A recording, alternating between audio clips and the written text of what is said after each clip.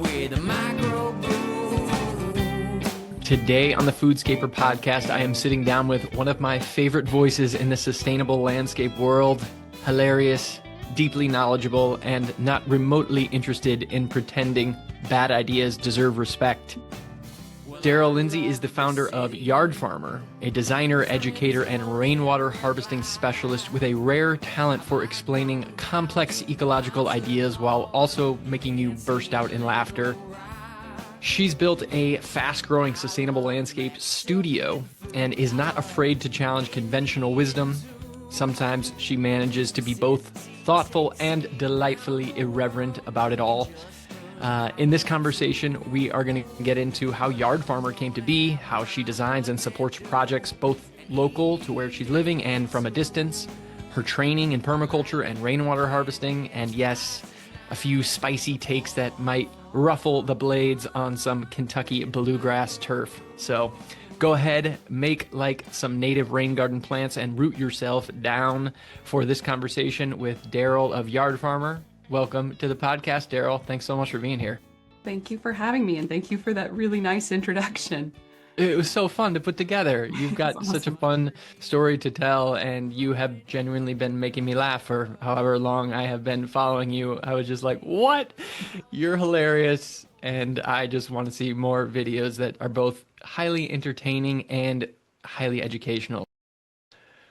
Here we are, YardFarmer, your brand, your company. I would love to hear the inception story. I was doing some digging, of course, in preparation for this interview. I saw that for years you worked in marketing before bursting onto the scene in 2022, it looks like, and then creating this incredibly inspiring business. So I just want to hear the whole story of like its conception and how it came to be. Yeah, it happened very quickly. Even from idea, the conception of the idea to the actual launching of the business, even that felt fast. I have always been the type of person who latches on to ideas quickly. And so when I decided I liked gardening, gardening became my entire personality. And then I decided I liked native plants, and then native plants became my entire personality. And that's just sort of who I am and who I always will be. And when I was working in marketing, it was very much a classic millennial tale of, told to go to university, study normal profession, get job in normal profession, do spreadsheets, collect paycheck, and gardening and learning about food and plants, and birds and beasts and butterflies. That was all just the way I felt joy outside of the fluorescent lights and the spreadsheets of my otherwise just sort of standard marketing career. And it was actually, believe it or not, do you know those like corporate workshops where you're in a ballroom and then there's a PowerPoint presentation and you're doing breakout sessions? I was in one of those when we were challenged as sort of an exercise that we just had to stand up and give presentations with no prep. And which is a horrifying thing to be told to do with zero warning or preparation in front of all of your colleagues professionally. So the only thing I could think of to talk about was bluegrass and why it is a scourge upon the earth, because that is the thing that I had been hyperfixating on outside of work. So I stood up and I gave, I think, a 4 or 5 minute presentation that felt like a sermon, and there was some shouting. And I got a standing ovation. And I quit my job a couple months after that to work in a bar while I got YardFarmer on its feet, because I needed to be available during the day. So I would work on YardFarmer all day long, and then I would go clock in at a bar and work at the bar all night long. And I did that for about 6 months until it really just became something quickly. And then I quit my job at the bar, and the rest is history. Yeah, the rest is history. And then like somewhere along that path, I found you and you started, making all of these videos and doing just really a brilliant job of engaging people in the topic that you're so passionate about while, creating things that are highly entertaining. The thing that I find so fascinating is that not only have you done such a great job building a business for yourself, but like you have a full-on team. There's people Well, how many people are on your team? Tell us about your team because that really leads into the context of my next question, which is about your business model. Yes. So there are 7 of us, including myself. We have two full-time folks on staff who are helping more in the admin and project management standpoint, customer service. There's a lot of, we work with a high volume of clients, and so there's a lot of just project management, emailing clients back, reading their soil tests, getting all of that information. And then we have 3 designers. We've got a lead designer, Kyra. She was my first full-time hire, and she sort of serves as also a creative director for a lot of our designs, where she'll take my meeting notes with the client, she'll take my initial sketches and scribbles and precedent images, and I basically send her this messy packet, and she will turn that into something that is a lot more professional in nature. And then she oversees 2 designers who help with some of the more technical work like AutoCAD and just the actual rendering of those designs. And then we also employ my husband, who I suppose was our second full-time hire because we just realized that we didn't need him to be working his job. And he has a background in construction and scaled measurements and base maps. So it just became a natural thing that he could jump onto the scene to be the one collecting all of the site measurements for our projects. So it's a whole, I wouldn't say it's well oiled, but it's a machine and it's going. Yeah, with these small businesses, I find that it's very hard to create like that well-oiled machine that you think about because you're trying to bring everybody's gifts to light and really honor what people can bring to your operation. You're not building a production line, you're building a culture and a community, and you want everybody to shine and feel happy in their role. So it can't just be so like fixed like you might Mhm. like a well-oiled machine might be. Yeah, absolutely. I think one of the biggest surprises I had in growing a team and being a boss, because I'd never really been a boss before. I'd been a marketing manager. I'd had a small team of interns under me, but even them, like their real boss was my boss at the end of the day. And in this sense, one of the biggest surprises I had is just that every single person besides me has a different brain than me and receives feedback in a different way and needs different sources of motivation and learning how to talk to different people who think about the world and see the world differently than me. Because when you're not a boss, you just get your task and do your task, and you don't have to worry about how every little thing you do and say is perceived by your team. And that makes it sound a little bit scary. It's not. I love our team and I love the culture that we've built. But I was surprised that I couldn't just say the first thing that popped into my head and everyone would receive it the way that I would personally receive it when I first started managing people. Yes, there's a before and after in a person's life when they kind of graduate, if that's their aim, to working for somebody and taking directives to having to create all of their own schedule and tasks and not really being beholden to somebody else's expectations. And then it gives you a whole unique perspective on life, really. Yeah, absolutely. And then that extra piece of then not just managing the Asana tasks and the project management, but just the how are you doing? Do you need support in any way? Is the blunt way that I review designs good for you because it gets to the point, or do you need me to be softer and more gentler because every single person has a different way of perceiving the world? It's just, yeah. Yep. Well, it's so great that you're asking those questions. It's no wonder that people want to be working with you because even just asking, how are you receiving this feedback, feels kind of like, revolutionary new age in its own right, and probably not something that was asked until quite recently within corporate structure. Yeah, thank you for saying that. I think I forget that sometimes, that it is Yeah. actually new and good and that we're doing okay. Yeah, you're doing so good. Thanks. Tell us about the business model. I mean, I've been scrolling through the website.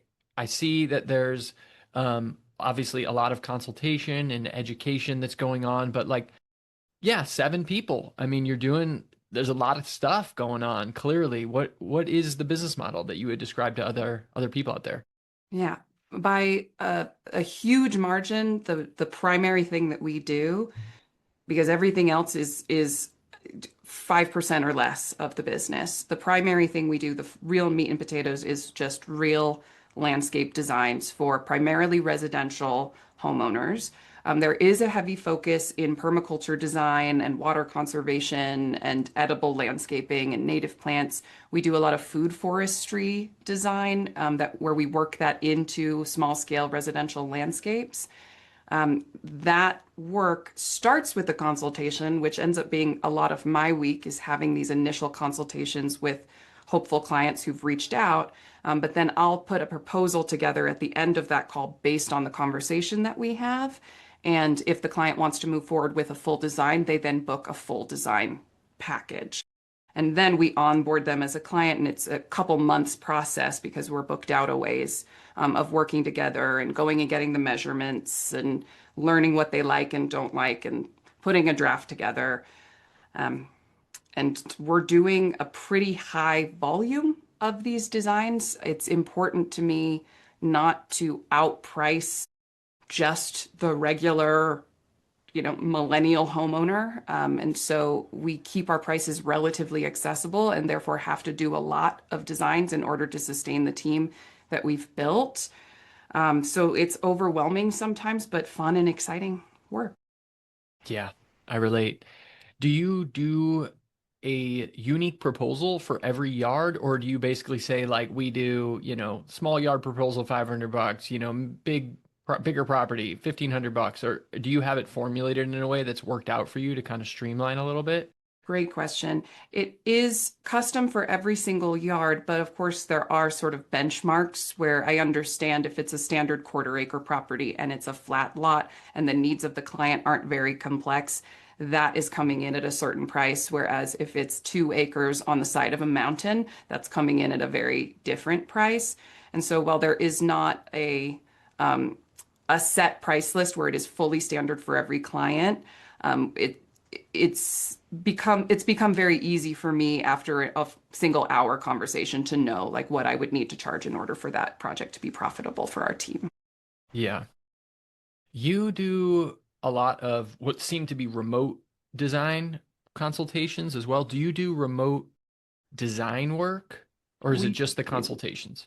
We do, but we do need to be a little bit more selective about the remote projects that we take. And so sometimes if the project is remote and extraordinarily complex and there isn't a survey available of the lot, because those things can help us do a design remotely with some ease. Oftentimes in those cases, I will just use the consultation to give them as much information as humanly possible and try to connect them with resources locally. If the project is, in Vermont, but it is a flat quarter acre property and there's a survey available, it's relatively easy for us to do that work. We just have a different workflow where we reach out to the client much more often early on to make sure that all of the information we're collecting is accurate. And then we do our meetings and design reviews virtually, of course. Yeah, I love the idea that it sounds like you're describing a situation where it's a bit nuanced. Like sometimes you will take on the client and do that remote design work, and sometimes it's kind of like somebody else needs to take that on. There's just too much complexity and you can't Yeah. necessarily do it in good faith. Is that what you're saying?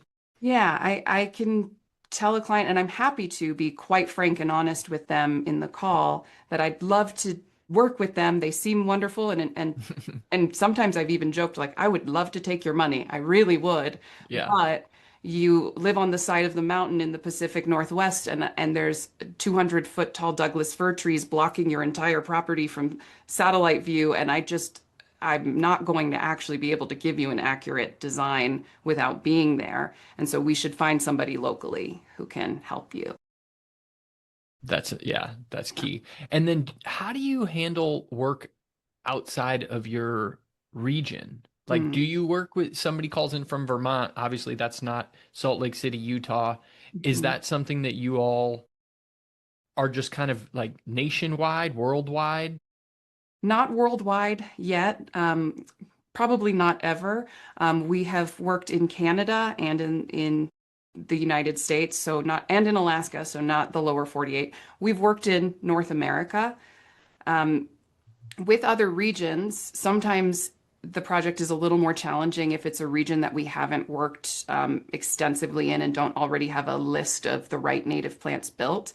But generally speaking, for all major ecoregions of the United States, like the 13 major ecoregions, we already have detailed plant lists built in our systems. So we know what native plants are there and what native edible plants are there.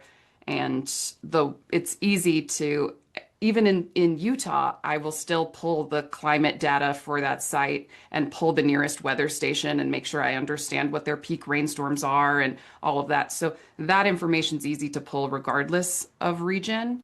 And Yeah. depending on the unique needs of a site, the region, while it of course affects every aspect of the design, it's not a difficult hang up for us to adapt to because there are clients in Utah that have extremely sandy soil and cannot hold on to water for the life of them. And then there are clients in Utah who have heavy clay soil and flooding every single time it rains, and that exists everywhere. So we just have to adapt client to client rather than region to region. Yeah, totally. Are there any like pieces of information that just off the top of your head feel like, oh, these are the go-to things that I check online to get a sense of what that place is like? You know, you mentioned the weather station and you can check, it sounds like, rainfall and wind and other things from a weather station. Are there any other things that pop up as like just the very initial things you want to learn about when you want to get familiar with a remote site? Yeah, I want to understand how extreme the climate is, how high are the highs and how low are the lows. What are the major storms like? Is it temperate? Is it arid? Is it extreme? I also pull a lot of USDA soil surveys, so just understanding like what the general soil is like in that area, if it's rocky or sandy or loamy, what have you. Other than that, I am relying a lot on client observation, and we have even delayed the design if the client is new to the home and we are not there in the region to make these observations for them. I've said I would love to do a design. I think you should spend a winter in your house first before we do this, because then when there's major rain events and snow events and things, you can see what's going on and take photos and videos of that for us, and then we'll work on it after the fact. Hey, Foodscapers, I have a quick announcement for you. The Foodscaper Conference is back February 11th and 12th, 2026. If you are building a livelihood in edible landscaping or you are just dreaming about it, this is the place to be. You're going to get 2 full days of workshops, case studies, design deep dives, live Q&As, and breakout rooms where you can connect with other foodscapers from all over the world. You're going to learn from some of the most inspiring professionals in the field, designers, growers, crew members, business owners, all sharing the tools, stories, and strategies that make edible landscaping businesses successful. It is all online. Join from your office, your kitchen table, or your truck in between installs. Come get inspired, connect, get clear on your next steps. All these details can be found at our registration page, thefoodscaper.com/conference. That's thefoodscaper.com/conference. Can't wait to see y'all there. Are your consultations video consultations if they're remote? Yes, all of And our consultations are video. And even local clients, I first do an online consultation that is video. I love that because dang, it is a lot of time used to drive around, to sit in traffic, to, yeah, spend even that gas money and that wear and tear on the vehicle. And Mm. we have this technology now that we're tied to no matter what here. So it's like that's a fascinating option that I find really interesting because we are still doing all local consultations are in person. And it seems like what you were saying is you do the consultation, and then if they accept the design proposal, and only then do you go out and get the fine measurements that you need to move forward with a design proposal.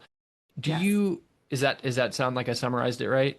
Yes, that's correct. And we I still try to design the consultation where if the client decides not to move forward with the design for whatever reason, be it budget or be it sometimes I tell a client, "Hey, you've got a very simple project. You've got a good head on your shoulders. I'm going to give you the information you need and we can save you a couple $1,000 today." And I just don't send them a proposal for the design.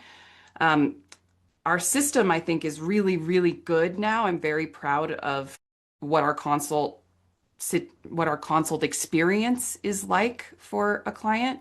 We collect photos and homework from the client ahead of time when they book. There's a big form that they fill out and they upload photos, videos, any information they want to give us, which I take time to review ahead of time. And then we have a Procreate document. Procreate is a drawing app that you can use on iPad that we put together with the satellite image and all of the photos on one page. And when I join the call, I'm already sharing screen to that from my iPad. I've actually joined the call as a second guest from the iPad in order to share screen to it. And I draw directly on top of the photos and the satellite image while we talk. And sometimes the client leaves the call. I'd actually say more often than not, the client will leave that call with line work done for their landscape design because we've already put in the pathways and the patios and the lawn shape and the gardens. And they understand what the vision is. So they're really eager and happy to book and move forward because we've already made a lot of progress in the first hour together. Yes. I've never nodded my head so emphatically I during felt it. I felt the approval. I just have felt like my number one piece of advice to people getting into this profession is don't leave the consultation until you really have a vision for the space, because if you can communicate a vision to the client during the consultation itself, then they're so much more apt to move forward. Whereas if you say, okay, lots of ideas, let's, I'm going to get to the design board and kick over some ideas for you to think about. No, Yeah. that is a recipe for a back and forth disaster. So I just feel like the system you're describing is going to really help a lot of us foodscapers out there to work on this. It sounds like Procreate is your go-to software for this. Does that get kicked to any other software to finalize a design, or does the design end up in Procreate as well? Oh yeah, no. Procreate is a wonderful, wonderful app, but I would consider it for sketching, drawing, and note taking. And the line work that I do becomes part of a markup that we then kick over into the design process to kind of refer to, sort of an easy, what should go here? Oh yeah, Daryl said this kind of thing. We design in AutoCAD with a LandFX plugin. LandFX is sort of the landscape design, but make it AutoCAD connection.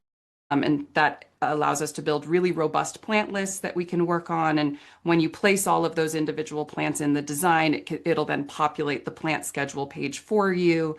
So it's a wonderful and efficient system. The only downside is you have to learn how to use AutoCAD in order to leverage it. Yeah, that's a big lift. But if you're able to hire other people to help with that lift, then it goes way faster. You don't have to bang your head against a brick wall that you're Yeah, I mean, you brought up earlier how quickly our team scaled and wow, it's amazing that we're this team of 7. It was sort of a cart before what? It was sort of a cart before the horse situation because I have the brain that I have and see the vision in my head. So that first part where I was drawing in Procreate and got the client totally on board, that was, I don't want to say easy, but at least very intuitive for me to learn how to do. And I've always had the kind of mind where somebody says something and I just sort of picture it and then I feel excited about it. The client gets excited about it. I booked clients before I fully understood how I was going to get them a deliverable. And then as I'm working on these designs, I am sort of cursed with that how hard can it be syndrome. And so as I'm working on the designs, I'm like, oh, actually pretty hard. Actually, it can actually be pretty hard. And so Kyra was somebody I found through, I don't know, fate, a miracle. She has a bachelor's in landscape architecture and a master's in sustainable design, and she's a trained artist and is brilliant and amazing. And I truly said, please help, please help. Yeah. And suddenly I had an employee, but it was because I had work that I wasn't even fully qualified. If it feels awful to say that, but it's the truth, to fully execute on. But as soon as I hired Kyra, then we were. So I wouldn't call it imposter syndrome, but I would call it audacity, certainly. Yes. Yeah. I mean, that is just the story of an entrepreneur dreaming big and pushing their boundaries and understanding that you can't do it all. And I totally resonate with that idea. One of our first big projects was just like, yeah, me basically, I had a landscape architect friend and he did this mock-up for a restaurant and it like blew the restaurant away. And it was something I could have never done. And it totally changed the game of the conversation, gave us public exposure, got the ball rolling. It was like a big deal at the time. And I never could have communicated that vision without, and I still think about him because wouldn't take any of my money. Like he's just like, I want to support your young business, kind of thing. And it's just like, wow, Nice. so kind of people. Um, we were talking about the client experience, Mhm. Procreate, your whole, having two different people log in. What's your favorite question that you ask in your questionnaire or during a consultation that's a little bit like out there and you're like, this gets at the heart of what I want to know? Maybe other foodscapers aren't asking this question. Great question. Um, I it's not really a question, but it is pivotal to my process. I try to understand what they like about their property first. And so I say, what is the good stuff? And I usually will have some cute comment like, we'll get to the fun complaining part later, but let's focus on the positive right now. What is good so that we don't spend time fixing what isn't broken? Yes. Then I open the floor for the complaining, and I really don't want them to hold back at all about anything that might be even a little bit annoying about their property, since we use design to solve problems. And knowing immediately what they like and then really don't like about the property, the next question I ask, and this is the one that takes training, and I sometimes have to repeat the sort of what I'm asking to the client, is to give me a list of the things that they get to do and experience in their yard without designing it at all. And I don't want them to tell me what it looks like. I don't want them to tell me where it goes, because a huge thing that happens in consults is a client will say, we want to put a concrete pad over here and we want to do this over there. And oftentimes it's just because they had the thought once and then they've painted themselves into a proverbial corner with that thought. And really, what they want with the concrete pad is a wonderful, entertaining space. And so I want to hear about the need to entertain and not about where the concrete pad goes. And usually we end up puzzle piecing something together that checks every single bullet point they give me from the wants column while solving all of the pain points in the bad column and ignoring or supporting the things from the good column. And when I sort of just layer that on top of the sustainable designer things that I'm thinking about, like should we get big trees in to help with northwest shade in the evening, and is water draining appropriately, and is there privacy in the right places? You just layer and the design kind of comes together. And that's why clients are oftentimes able to leave these consults with not a pretty design, but a sketch of their layout plan in hand because we've made all of those decisions. Yeah. You mentioned this idea of like getting trees in to protect the northwest corner or something like that. And help me understand your role in installation of projects. Mm. I am not an installer, not an installer. The hole digging days, those were my 20s, and I'm done digging holes. I have a great relationship with a bunch of local contractors who I really like. I very, very pointedly do not have a financial relationship with them. I do not want to de-incentivize them at all from doing amazing work. And if they're giving me a portion of their money, that might de-incentivize them from taking that job. So what I get back from them taking a client on is that they make me look good and answer my clients' emails on time, and that's more than enough payment for me. But yeah, I'm not an installer. We don't have an in-house installer. I actually really love to be a third-party designer because I get to talk my clients out of expensive decisions that maybe a dollar design build firm might just nod excitedly when a client suggests an expensive decision. And I'm happy to be available to answer questions for that contractor, and do walkthroughs and site visits with that contractor if necessary. But typically speaking, once the client signs off, other than checking in periodically to make sure it's going well, that's where the majority of our communication kind of ends. Wow, that's fantastic. It's a beautifully big-hearted decision to not take any kind of subcontractor fee for that relationship and those referrals. I It's imagine, rough out there to find good contractors, good, honest contractors who quote appropriately and honestly and are reliable. I have been working and searching for years, and I can count them on one hand that I have. So I protect them with my life. I'm not going to do anything to make them less excited to work. yeah, I mean, that is so key, especially, you realize how small like one town is and how you just want to hold on with all your might to a good contractor who can Hmm. help bring your vision to life. And then when you're doing that with out of town clients, is it kind of like you're just building those contractor relationships over time, or how do you support somebody who somebody's in Seattle and they're like, "Yep, I got my sweet design, like now what?" Mhm. Absolutely. Great question. I am much more upfront at the beginning of the conversation with, I should rephrase because I am upfront with all clients, but this is an element that I really emphasize and stress with remote clients, that I don't have a network of contractors in every single market that I can refer to.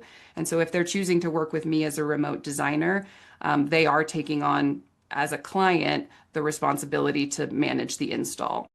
A Yep. lot of times this ends up not being an issue because even locally and generally across the board, most clients are doing some combination of subcontracting as needed and DIY. And that's another reason why I really like being a third party designer, because a client isn't locked into a $50,000 check right away to get a Yep. project installed. Some designs that we do are wild. These designs, if you were to have them installed all at once by a full service general contractor, it's in the six figures and then some, because there's just all of this wonderful magical stuff. But that client looked me in the eyes and said, "Don't you dare take cool stuff out of this design because it's expensive. I'm going to be doing this on weekends until I Right. die, and I want to be doing that." And it's a fun way to be able to work with a wide range of people across a wide range of price points.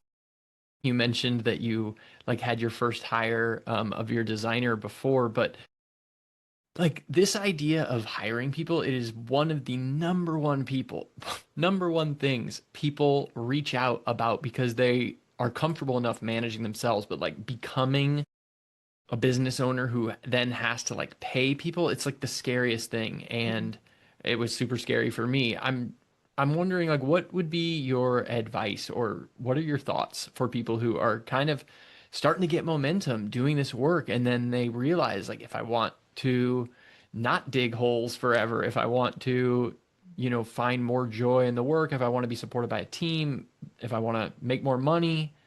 Really be sure you're ready to hire. And sometimes that sureness comes from desperation of, I am ready to hire because I cannot function as a business otherwise, like it was with me. But something that's really important to me as a business owner is transparent pay. And we pay well above market rates for all of our employees. And we do profit sharing. And so it's a big deal when we bring another person onto the team because we're not underpaying, and there's full benefits, and it's a big thing. And I think especially for us in the sustainable landscaping space, the edible landscaping space, people care is a permaculture principle. And if you want your business to be truly in line with your ethics, you need to be really sure that you can afford a team before you start bringing on a team. And because you're going to be paying that person a truly livable wage, if in this dream scenario where our business is in line with our ethics, you also want to make sure it's the right person. And I told you before, I'm guilty of the how hard it can be, how hard can it be syndrome.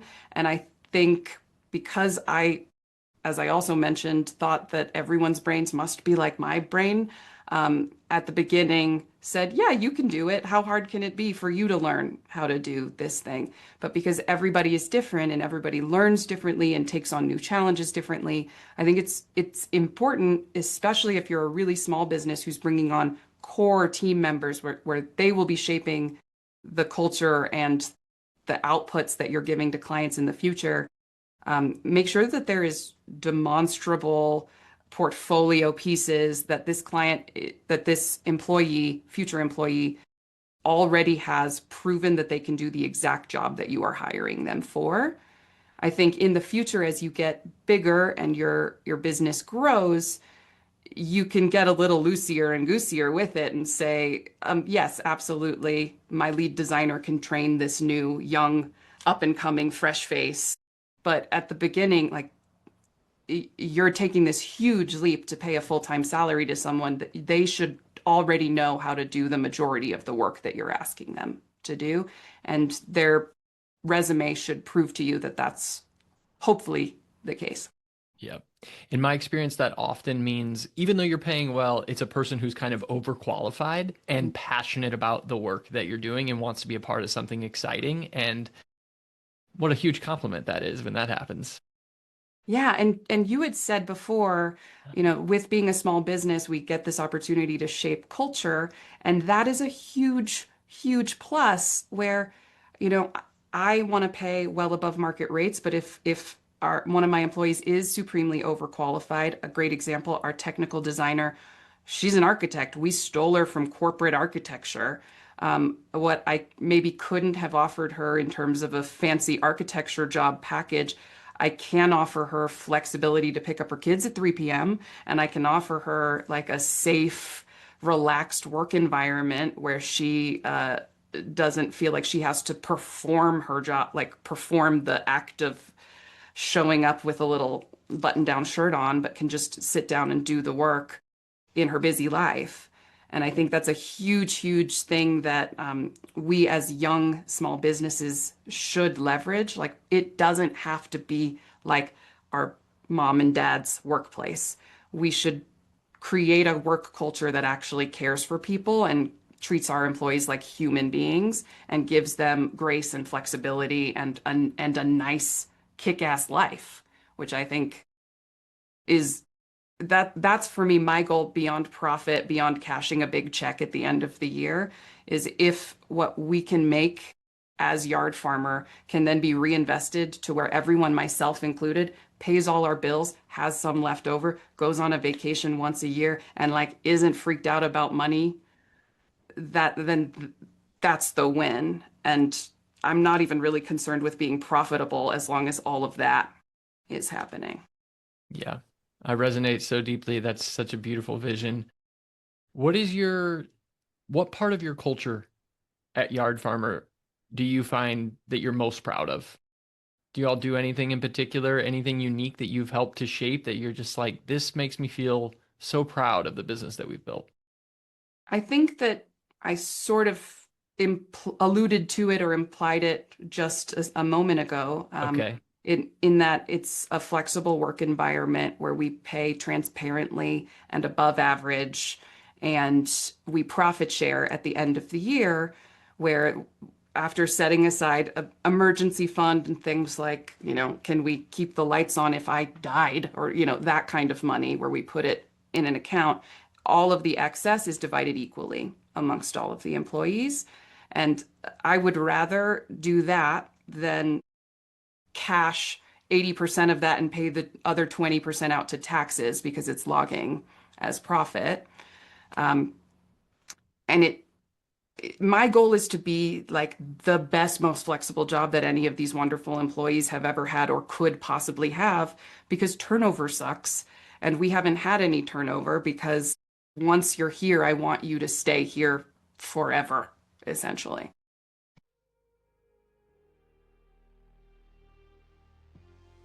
One of the things we hear from pro foodscapers all the time is this need for more community, connection, and education. And that's why we've created the FoodScaper membership. This is our online forum and learning space just for pro foodscapers. You can share your work, get feedback from me and other professionals, and watch dozens of classes in our training library. It's just 29 bucks. First month is free. We would love to see you there. How did you get smart about the profit sharing thing? Because I feel like that's a component that is so much part of the permaculture ethic that so many foodscapers are trying to embody, but the practicality of making that happen, like, did you read something? Did you meet with an accountant? How did you actually put that into action? I am married to a European, and so because my I have lived in Europe with my European spouse. He's German and Danish. He has both passports. The word socialism isn't super scary to me like it is for many other Americans, because turns out if you live in Denmark, you're a socialist. That's just how it is over there. And so I began looking up socialist business practices, and figuring out a way to sort of ethically operate a business with more socialist cultural markers or practices, under American capitalism. The coolest part about living in Europe was how wonderful it was to just be a normal person with a job. Like, you just have so many protections. There's no anxiety around your health care or around your paycheck. The cost of living is kind of balanced with what people are making in a way that it just isn't here. And I said, well, we're not there, but all of that stuff is good and all of this feels bad. So how can I take that and bring it here? And so I just started researching ways to do that.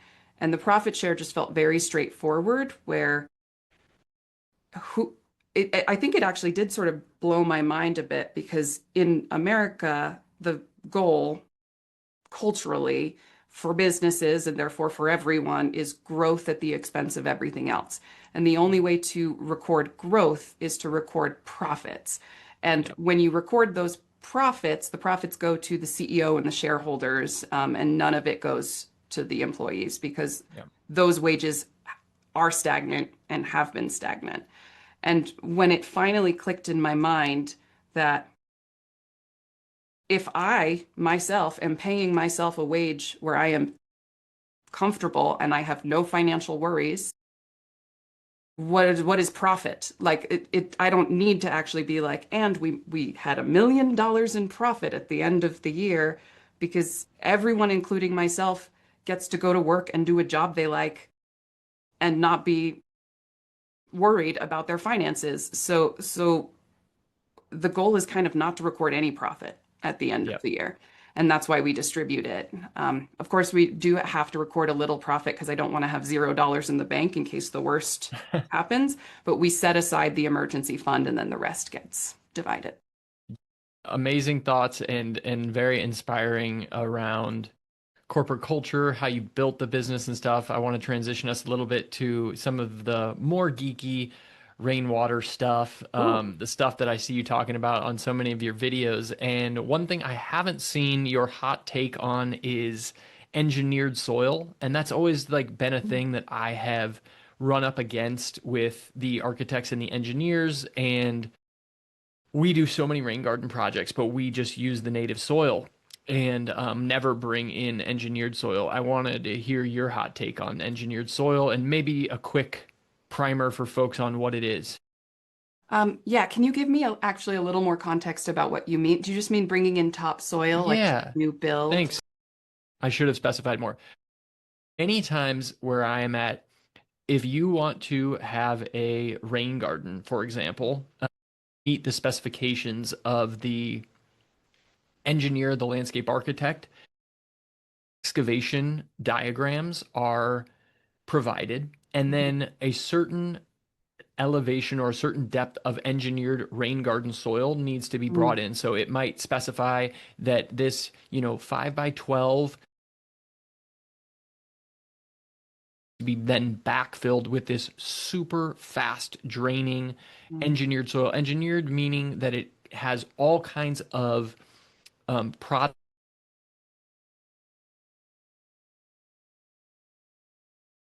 perlite, vermiculite, coconut coir, other things that allow for very fast drainage.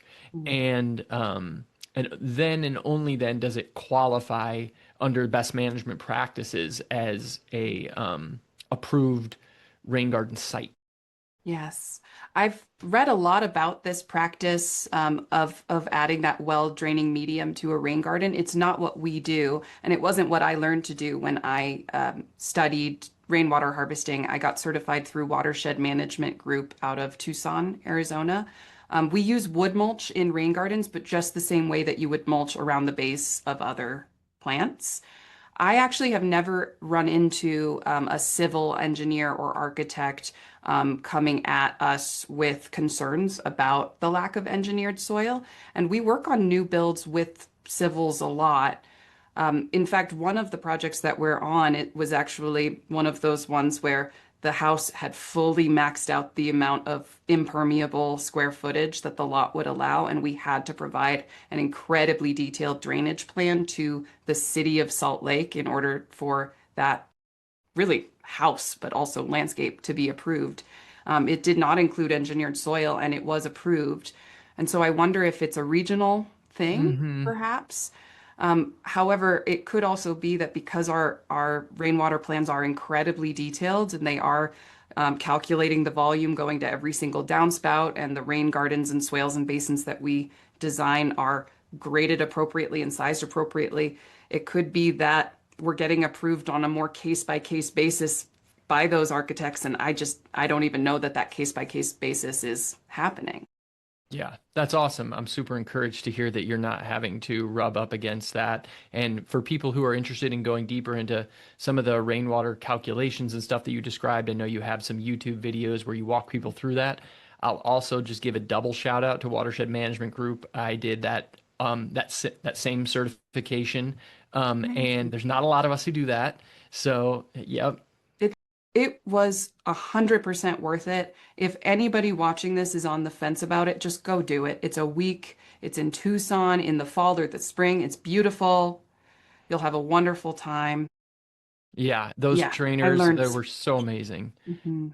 and so grounding in some of the things that were really cool to read in books, but like to talk to experts who've been doing it for a really long time and see how they build those rain gardens and size them all and of course they're also pros at rainwater tanks. Now, are you all doing tanks? We are, but not typically on their own. The number one thing that is important to me is the passive rainwater harvesting piece. And Yep. when clients want to integrate a tank or a cistern or a barrel, we do that at no additional charge when we add a rainwater harvesting plan. But I don't discount it if they don't want it or want just the one thing, because to me, the tank is extra. Now, in Tucson, Arizona, those tanks are a pivotal piece of it because those designs, especially like the ones we saw at the Living Lab in Tucson, are using no supplemental irrigation ever. And those tanks are the thing that is helping to bridge that gap between monsoon season and drought season. There have been a handful of clients who want to get to that zero supplemental irrigation place. And it's a very exciting thing to do those calculations and measure out how many tanks they'll need and find the place for those tanks and do that design, which we do. But I also am of the mind that good is good and done is way better than perfect and not done. And I don't want to scare the average layperson out of passive rainwater harvesting, which already does so much for water conservation.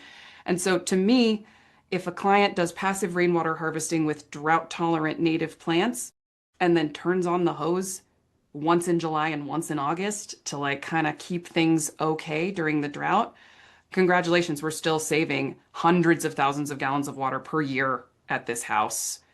And that client doesn't have to be freaked out about how to keep their tank from freezing over. And I think it's a win all around. Yeah, huge win. How do you actually, I'm going to back up and because I started that question wrong because I'm curious what your take might be on people who want dry creek beds because that was another thing that like I feel like is inundating the internet right now and I'm always like no why and I just would love to hear it from you because you're so articulate and yeah, what's your take on the dry creek bed fascination? I almost always talk a client out of it. And Yes. I have to be careful talking badly about existing dry creek beds because I ran my mouth off once and then the client said, "Yeah, I did that." Hmm. So I have to be careful not to just immediately start talking about how it was a very bad decision. I now sort of gently hedge if the creek bed was there before or not before, then providing the feedback that this creek bed was clearly designed to help redirect the flow of water from a downspout. It only looks good when it's raining and you're never outside staring at it saying, "Wow, look at that flowing water," while the rain is coming down. And then that water is percolating into a bunch of rocks instead of into a bunch of gorgeous native plants. And the weed seeds that land and get caught in those big, chunky river rocks are going to absolutely adore that water. So instead, we can keep the depression for that dry creek bed. Let's scooch the rocks to the side and get a bunch of drought tolerant native plants in that depression. And you're going to like how it looks a lot better because all of those plants are going to pop off with color every single time it rains. And you'll still get that pretty like ribbon of interest through the space. It'll just be the plantings doing the interesting part. Yeah, let the plants do the work. I saw in one of your videos you removed the grass in your front yard. It looks like with an excavator. Mhm. And I was curious what you respond to people with when they say, like, why didn't you just sheet mulch the yard with cardboard? Oh, it's a small front yard with a parking lot on one side and a concrete sidewalk on this side and a driveway on this side. And if I sheet mulched with cardboard, there would be 6 inches of wood chips spilling onto all three surfaces, just everywhere. For a big project or a backyard where we're going across a huge long fence line, let's sheet mulch. That sounds gorgeous and easy. But if it's something where there's no more room to go up. That was already a lawn where that lawn had been there since probably since the house was installed in 1939. And the soil had built up and the lawn was already kind of 4 or 5 inches above the sidewalk line. It just wasn't gonna work. Yep. Sometimes with clients, I'll advise them if they want to sheet mulch, they can just dig out the first couple of feet back from those sidewalks and driveways and then allow the yard to mound up. But my yard was so small, I needed a path going to the front door right where that mound would happen. Mm. And it just made sense to keep it easy. Yes. Yes. I love your response. It is so grounded in reality, which is often what is not described in so many of the permaculture books is like this fact that, well, I've made this mistake and this is how we started the business. And I started sheet mulching these yards and then realizing like, oh, dang, we have serious elevation issues and thinking critically about elevations and the fact that all of this, not just the cardboard, but let's be honest, a lot of times I was advocating compost and mulch on top of that. And like, whoa, we're all of a sudden like 6 inches a foot above grade. And I've got this yuckiness spilling everywhere. And then edging is really expensive to do across the perimeter of all that hardscape. So what do we do? And oftentimes it does just make the most sense to what we call skin the yard. Now, the thing I want to hone in on that was just so key that you mentioned is that if you want to sheet mulch most of the yard, what you have to do is dig like a let's call it 2 feet back from each hard surface and dig way out undergrade and then taper off down gradually so that you can use that sidewalk as a lip to then we call it a mulch catch to then be your mulch catch. The amount of work that entails is more than if you just skinned the whole thing and made it quick and easy and dirty from the beginning. And that is why we have ended up just like skinning so many sites, which feels ecologically degrading and kind of like makes me cringe a little bit still. But because I've lived it, the experience that you're talking about, I know that actually the best solution for the client, Mhm. which is what we're ultimately serving, is to skin this. Let's get below grade, then let's bring in the fertility. I'm Mhm. ranting at this point. I don't know if you'd add anything, but Yeah, it's exactly that. We skinned it and then I added a compost and biochar mix to the whole mm, yard before adding a very thick layer of a natural forest blend wood mulch. It is amazing, this soil. This only happened a year and a half ago. It was not last fall, but the fall before that I did this work. yep. And even in the middle of summer, and I was barely irrigating this year, even though it was only the first year with the plants, I could push that mulch aside and it was damp chocolate cake under Yeah. there. Yeah. So the fertility came back quickly with a good organic, natural compost. It's a plant-based compost. There's a very eccentric man named Mike who will talk your ear off about it in Salt Lake and drop off a truckload for you. And biochar. I I am a big proponent of this done and good is better than perfect. I've said it once already. And also being honest with yourself about your own limitations and what is and isn't realistic for you. Because idealism is great. But then you're going to sit in your house having a lot of deep thoughts about what's good and perfect in the world while nothing gets done. And the year, which was a year and a half ago, that I admitted that I was not going to get out with a shovel and do my own front yard was the year it got done. Because for a long time, I was a sustainable landscape designer who ranted about Kentucky bluegrass, who still had a Kentucky bluegrass front yard because I designed it 45 times and then never actually got out and dug it because my hole digging days are behind me. It just is what it is. Yep.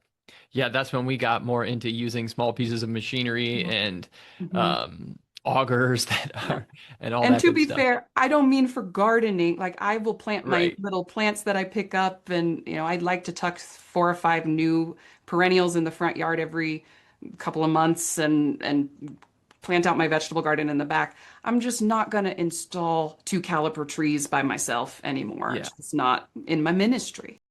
Yep. And it's clearly not necessarily your highest gift, and you're clearly Yeah, sharing that with the world through other means. We don't have a lot of time left. I want to kind of rapid fire you a little bit with of some course. remaining questions. All right. So, what's the rainwater harvesting myth you are most tired of being polite about these days? Anything come up?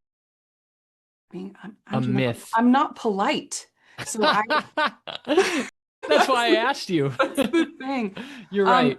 the rainwater harvesting myth that I'm tired of is that rainwater harvesting is illegal because I Mm, still hear it almost every day with clients. I say, maybe we should look into rainwater harvesting. Isn't that illegal? No, it's not. It's regulated sometimes heavily in certain states. Colorado's probably the heaviest, most regulated place. But even so, the regulations for rainwater harvesting only apply to active harvesting in a tank or a barrel. And that's the harvesting I care about the least. So I'm very salty about whoever's perpetuating this idea that you aren't able to leverage the water that is landing on your roof. And so instead, we put a French drain in and we send it to the mm. gutter, and then we pay to bring someone else's water back to us. And it's silly. And it's silly. Yep. It is so silly. Okay, here's a silly question. You are trapped on a 4-hour flight. Mhm. You're next to a civil engineer, the HOA board member, and a lawn care salesman. What happens on that flight? I ask a lot of questions. Mm, Yeah. I love a tangent, as I'm sure you know. But you got to know your audience before you go on a tangent. And if they're not going to listen to your tangent, then you're wasting your breath. So I ask a lot of questions about what's important to you. Why is that lawn so important? What's in that fertilizer that you're applying? Oh, that's interesting. Have you ever thought about maybe like an organic soluble fertilizer instead of that insoluble one? But never just, here's what I believe and you're wrong. Because it's not, if anything, just to respect my own time, because now I've just given myself a migraine to no end. yep. I love that. I mean, I think it's a great lesson to apply to the client-facing conversations as well, right? Like the more we get curious and try to really understand what is happening in their lives and where their values and considerations have come from, the better we're going to be as designers. So I think that that curiosity is just such a important value to bring to, of course, life, but this work as well. There's so much room for nuance, and I think, I mean, this could be an analogy for anything, gestures at state of world. There's so much room for nuance in this conversation about sustainable landscaping that sometimes I think we feel so firmly rooted in our convictions as, eco-minded, sustainable experts in the field, that sometimes your inflexibility on those convictions mean that the project doesn't happen at all. And oftentimes, what happens with me and my clients, very often, is that it's a two-person household. One person in the household found me, totally jives with what I'm about, made the purchasing decision, booked the appointment, and then there's a second person in the household who's held hostage there during the conversation, and that person just really wants a lawn. And I'm not anti-lawn. I'm anti using Kentucky bluegrass as wall-to-wall carpeting in an inefficient manner that needs 87 sprinkler heads to keep it watered. If we can create an absolutely gorgeous emerald green lawn shape that's more area rug rather than wall-to-wall carpet, and can be efficiently irrigated with high efficiency sprinkler heads, and maybe if I'm feeling like I can push it, maybe we swap it out to a lawn alternative that's 50% more drought tolerant than the bluegrass. Amazing. That yard is still saving 90,000 gallons of water a year, and we don't no longer need a whole bunch of silly, salty fertilizers everywhere. But if I just said lawns are stupid, which I say a lot, but in that context, if I just said lawns are stupid and you shouldn't have one, that they're not booking me and that project isn't happening. And then that's 300 native plants that aren't going into that neighborhood. Yeah. I feel like that nuance that you're portraying in your communication is so key to making a living in this business, because a lot of us are rooted in some pretty radical ideas in the way that we would like to transform our communities. But of course, like, we have to kind of meet the current culture and our clientele where they're at, and the ability to bridge that gap is what makes for a successful business like you've created. What are you most excited about right now, like professionally, creatively? Ooh,